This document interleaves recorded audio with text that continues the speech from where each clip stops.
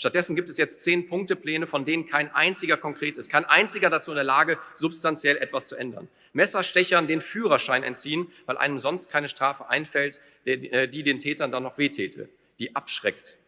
Die politische Ohnmacht gegenüber der eskalierenden Gewalt ist unerträglich. Dr. Martin Vinzenz fordert in seiner leidenschaftlichen Rede nicht nur ein Ende leerer Worte, sondern konkrete, mutige Taten. Er verurteilt das Wegsehen und appelliert an die Verantwortung der Politik, die Menschen endlich effektiv vor Terror und Gewalt zu schützen. Seine Botschaft ist klar: Sicherheit erfordert Entschlossenheit und die Zeit der Ausreden ist vorbei.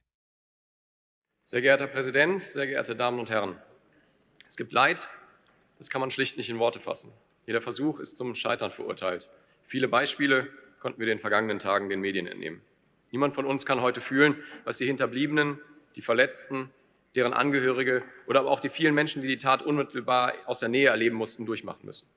Und es stimmt schlicht einfach nicht, was der Ministerpräsident gerade sagte, dass man manchmal nichts mehr tun kann. Die Hand eines Sterbenden zu halten, kann manchmal alles sein.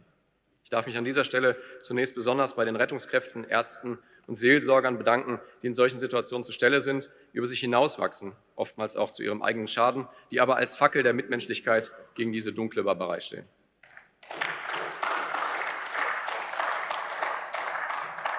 Aber keine auch noch so aufrichtige Anteilnahme kann den puren Hass, der so unvermittelt über die Unbekümmertheit des Stadtfestes hineinbrach, abmildern. Keine Worte des Trostes wirken nicht schal ob der Endgültigkeit des Todes. Es macht sprachlos, fassungslos, traurig und wütend zugleich. Man fühlt sich ohnmächtig und als Mitmensch direkt betroffen, denn es hätte jeden genauso von uns treffen können. Es ist purer Zufall, dass wir es nicht gerade waren. Automatisch musste ich zum Beispiel an das gleiche 650-Jahr-Fest in Krefeld denken. Auch dort wäre sowas möglich gewesen. Vor einer Woche war es Solingen, vor 3 Tagen wurde ein Mann mit einem Messer bewaffnet, randalierend in Mörs erschossen, einen Tag später in Recklinghausen, am Tag darauf gab es einen Angriff in Dorsten, am selben Tag in Köln und auch in Lippstadt wurde das Messer gezückt. Alles Meldungen alleine aus den letzten Tagen, alles NRW.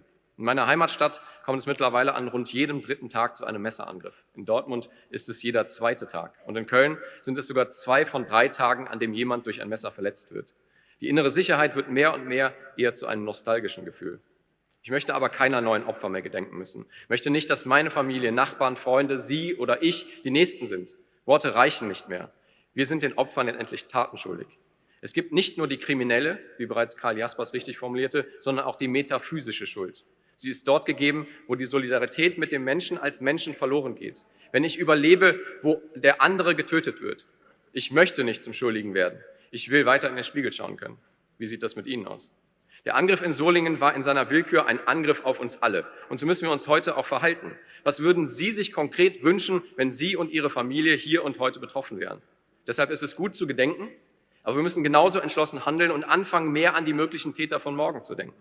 Anteilnahme wird lediglich zur Worthülse, wenn nicht alles erdenklich Mögliche, bis auf das letzte Quäntchen Wahnsinn, das es schlicht nicht mehr vermeiden lässt, getan wurde, um die Menschen zu schützen. Nur hier, bereits im Vorlauf zur Tat, wurden zu viele Fehler gemacht, zu viel versäumt, wurde einfach weggesehen, ignoriert, zugelassen, sodass wir nun nach einer dramatischen Verkettung in einer Katastrophe stehen.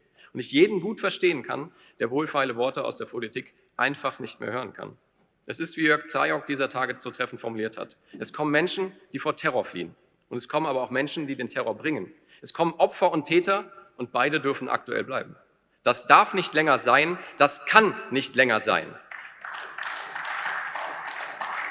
Aber Sie scheinen sich damit schlicht abgefunden zu haben und die Kontrolle verloren zu haben und schauen weg.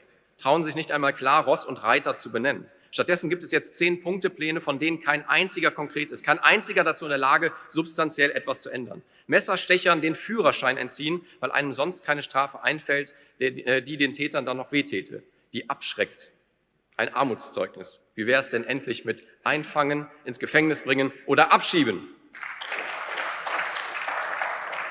Merz wiederum prescht erst vor, rudert dann wieder zurück, will alles nicht so gemeint haben. Wir kennen das leider mittlerweile zu Genüge von ihm. Aus sicheren Grenzen, Aufnahmestopp und Abschiebeoffensive bleiben mit CDU, Grüne und SPD am Ende nur eins: ein Weiter so.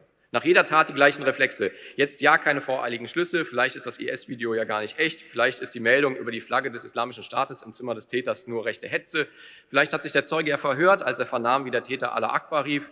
Ja, kein Wasser auf die Mühlen der Falschen. Nichts hat etwas mit nichts zu tun. Bis zum nächsten Anschlag und dann wieder von vorn. Hauptsache keine klare Kante, lieb, freundlich, weltoffen, alles wie immer. Ich sage Ihnen aber, niemand besitzt eine Tür und schließt die abends ab, weil er seine Nachbarn hasst, sondern weil man die liebt, die mit einem leben. Wann ist der Politik in Deutschland dieser einfache Instinkt verloren gegangen? Schutz braucht ein gewisses Maß an Härte, auch wenn Ihnen das zuwider ist. Abschreckung heißt Zähne zeigen, und zwar nicht nur beim Lächeln und Winken.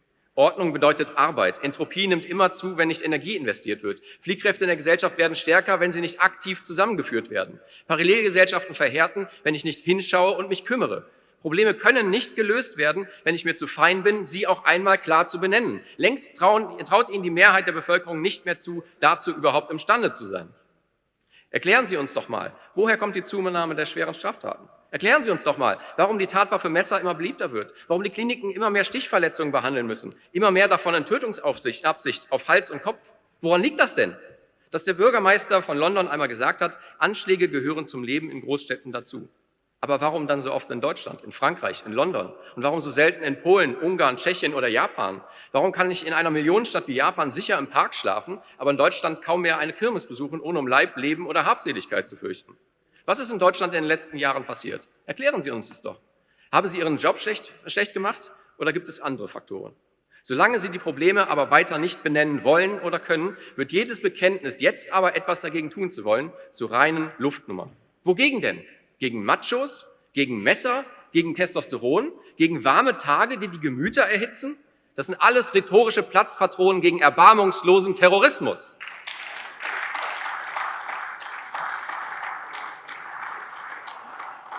Außer leeren Worten haben Sie den Bürgern nichts mehr zu bieten. Immerhin, die SPD-Chefin Saskia Esken gibt das auch ganz offen zu. Dabei hätten diese Taten verhindert werden können. Ich sage sogar, sie hätten verhindert werden müssen, würde NRW nicht von Schwarz-Grün regiert wie eine Hippie-Kommune. Alles kann, aber nichts muss. Gesetze gelten nur noch für die, die sich daran halten. Und dank Wüst wissen wir ja, die CDU ist sowieso keine konservative Partei, macht das Ganze also mit. Der Täter hätte sich längst nicht mehr in Deutschland befinden dürfen. Doch Sie haben ihn nicht nur nicht abgeschoben, Sie haben ihn nicht festgesetzt, Sie haben ihn nicht zur Fahndung ausgeschrieben, Sie haben lieber Meldestellen für nicht strafbare Diskriminierungen eingeführt, anstatt für IS-Flaggen, sodass der spätere Täter sich völlig frei und vollversorgt in Deutschland bewegen und letztlich morden konnte. Nordrhein-Westfalen wird immer unsicherer. Längst ist das kein Gefühl mehr, wie es so lange hieß, sondern reine Faktenlage.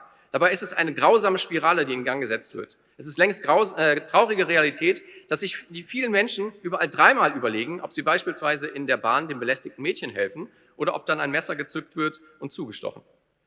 Also wird weggeschaut, nicht geholfen, die Unsicherheit am helllichten Tag nimmt weiter zu. Der Bürger versucht selbst nicht zum Opfer zu werden, lässt gewähren, wendet den Blick ab, genau wie der Staat. Es ist nicht das erste Mal, dass das Ministerium Paul kläglich versagt, aber eigentlich alleine dafür müsste sie schon längst zurücktreten. Das Ministerium auch aufgelöst und der gesamte Bereich Migration zurück ins Innenministerium verlegt werden, damit nicht weiter blockiert, sondern Kriminelle endlich außer Landes bewegt werden können.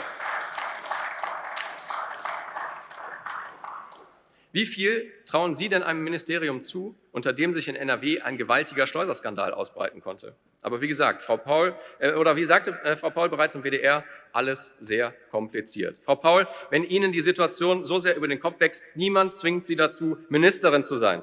Aber Sie sitzen lieber aus, statt Verantwortung zu übernehmen, trauen sich kaum zu einer öffentlichen Stellungnahme. Wo man hinschaut, Ablenkungsmanöver statt Rückgrat. So wie die unsägliche Debatte ums Messerverbot. Als einfacher Bürger werde ich dann wahrscheinlich demnächst verhaftet, wenn ich im Sommer vor meinem Haus eine Wassermelone spalte. Klinge zu lang, wunderbar. Man darf mich überall filzen, demnächst dann auch auf dem Stadtfest, meinen Messenger durchsuchen. Aber meinen Sie wirklich, einen einzigen Terroristen würde das davon abhalten zu morden?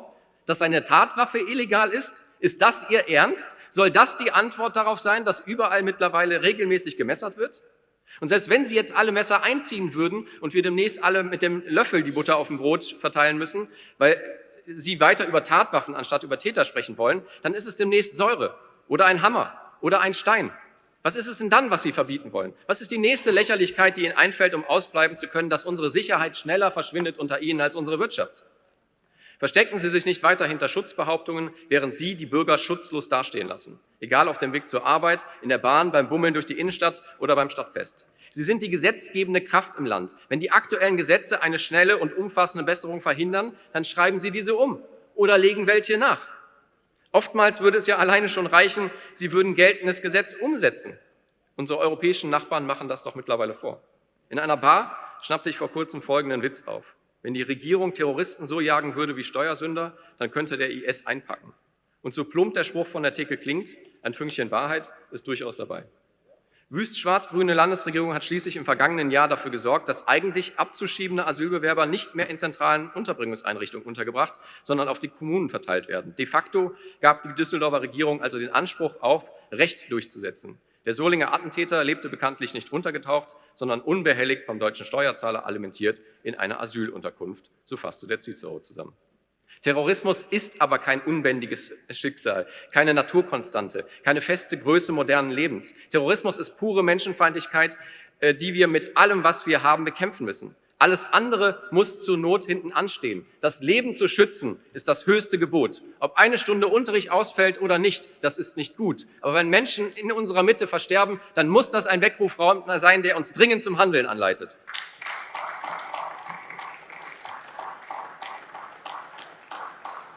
Wenn Sie das allerdings nicht mitgehen können oder wollen, weil Sie sich zu fein sind oder ratlos, dann sollten Sie aus Respekt vor den Opfern und gegenüber den vielen anderen, die unter Umständen noch Opfer werden, einfach geschlossen aufstehen und gehen. In dieser Zeit zählt nicht mehr das Erzählte, sondern das Erreichte zählt.